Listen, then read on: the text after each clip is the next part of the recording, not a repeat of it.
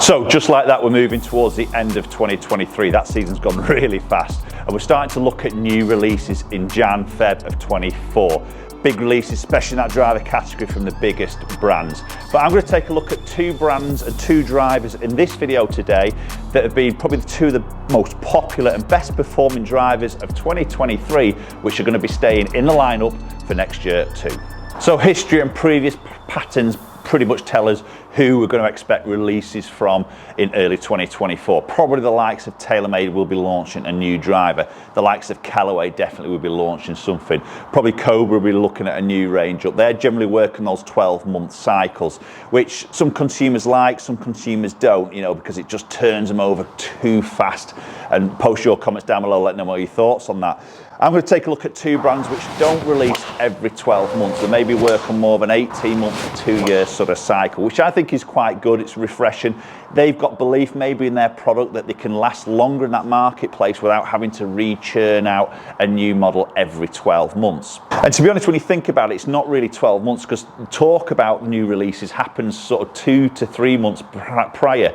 So generally, if you're first out the blocks to buy a new driver that's on a 12-month cycle, really you're only getting like 9 months work out of it before then really there's talk about a new replacement. So there's no surprise, the two clubs I've got in my hands here now are the Ping G430. Again, this will be staying. It's been hugely popular for 2023. Fantastic performing driver, probably one of the most stable drivers on the market. That's going to be staying into 2024. And then I've also got the Titleist, the TSR3, which again, superb, and will be staying in the lineup well into 2024. So let's pitch these two drivers up against each other. So I'm going to start off, I've got the Ping G430 and it's the LST, so the low spin version. Obviously do a max and SFT depending on what sort of head you're looking for, but this is the LST, so a little bit more compact look, a little bit more squat, sits extremely square, got a little bit more carbon on the top of the club head which shows through.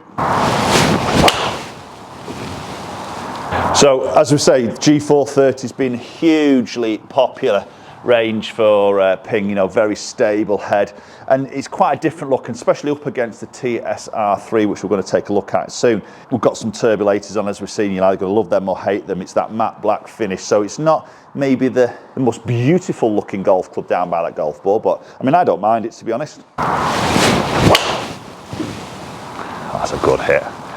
Really good flight on that. Very solid sort of feel, but obviously has that slightly louder sound to the Ping, a very distinctive Ping sound. But for me, I think Ping as a brand, you know, they don't really shout out from the rooftop how great their driver is, how this hits it so much further than previous models. This, that, you know, it's not sort of rammed down your throat so much.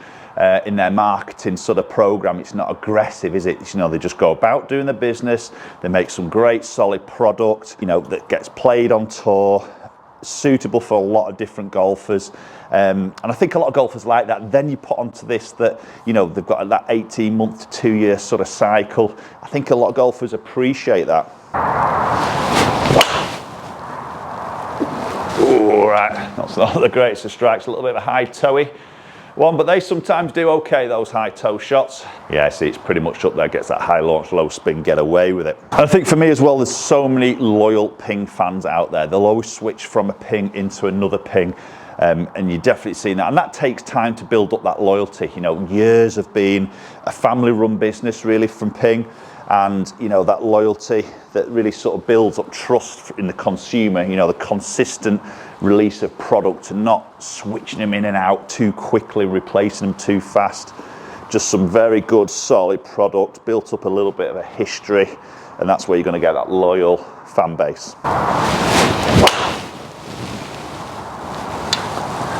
Just hitting that little bit of nice little cut with this driver. So let's just use a little bit of the movable weight now and see if we can just try and just reduce that cut a little bit. I'm just going to move this tungsten weight in the back of the driver just a little bit into that heel. Let's see if we just make that toe close up a little bit earlier.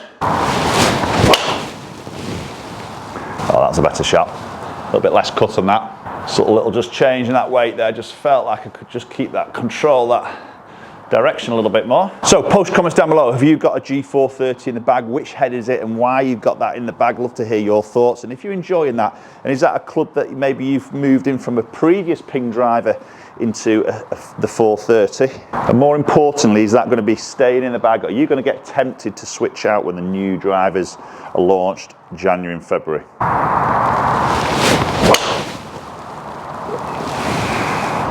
A little bit pushy. So all those have been a little bit faded. The weight's made not a huge amount of difference there, if I'm being brutally honest. Pretty consistent in the direction, which is great. Okay, let's switch into the TSR3. So Titleist TSR3, and I think, you know, again, being a very, very strong lineup. Beautiful looking golf club. We know Titleist makes some very traditional looking golf clubs over the years, especially in this driver category.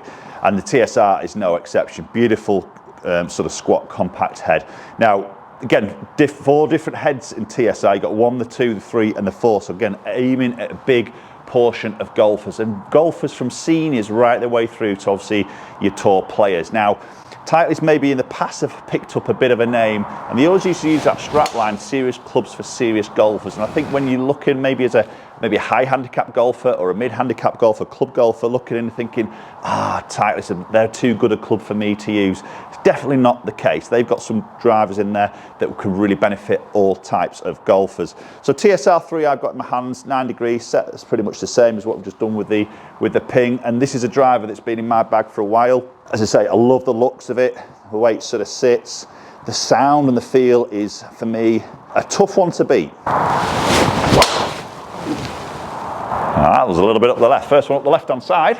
So going a little bit further there because of that little bit difference of that face-to-path relationship. So straight away there, the sound was superb. And I think that's probably maybe one of the biggest differences. And there is some big differences between these two drivers.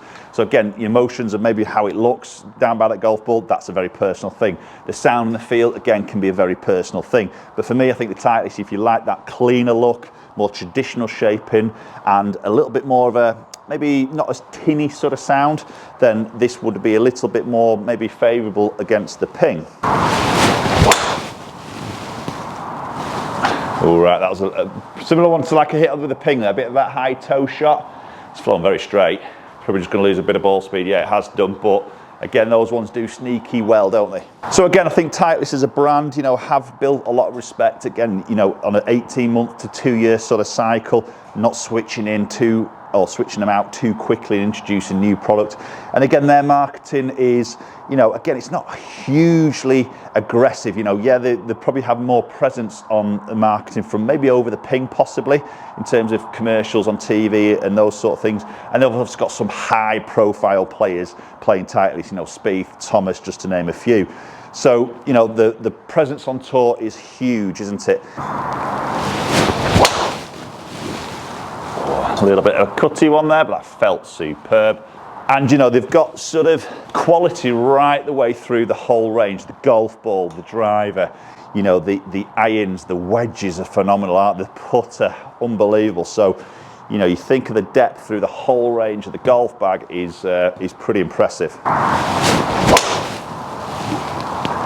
Nice shot. So for me personally, I prefer the look of this, and I prefer the feel and the sound of the Titleist against the Ping. Obviously, look at those dispersion numbers. The Ping is pretty consistent, isn't it? So this is maybe the dilemma you guys may have when you're out on that fitting session. You know, you've got looks, feel, which is personal, the weight of the club, maybe the shaft you're sort of using as well, and then you've got to look at them maybe sort of numbers and what's giving you the best numbers, the more consistent numbers and shot pattern, and then obviously you've got to make your decision on that basis. It's a good strike. So on that front then, what I've just mentioned then, again, comment down below. Have you been in that fitting environment where you've looked at a club and you think, oh my God, I absolutely love the look of that, the feel of that, but the numbers maybe just haven't quite stacked, and you've ended up going away with something that maybe not a huge fan of the looks, but obviously you're probably going to get used to that. And you probably think, do you know what? I'm not that worried about really what it looks like, maybe what it sounds like. The numbers are good. You've got to trust those numbers. That's probably the best one. Best flight. Probably good strike there. That should be pretty long, that. Yeah, one of the longest ones there, just edging 280 carry, 300 total. Okay, so I think if you're this time of the year maybe looking at maybe introducing a new driver over the winter period, ready for maybe the start of the next year, but then maybe knowing that there is going to be some new releases out there. You know, if you're into this Ping, the Titleist, I would say to you guys out there, buy with confidence. This club isn't going to get switched out January and February. Buy with confidence and you can get yourself into a very, very good driver. Appreciate you watching the video as always, and hopefully we'll catch up with you all very soon.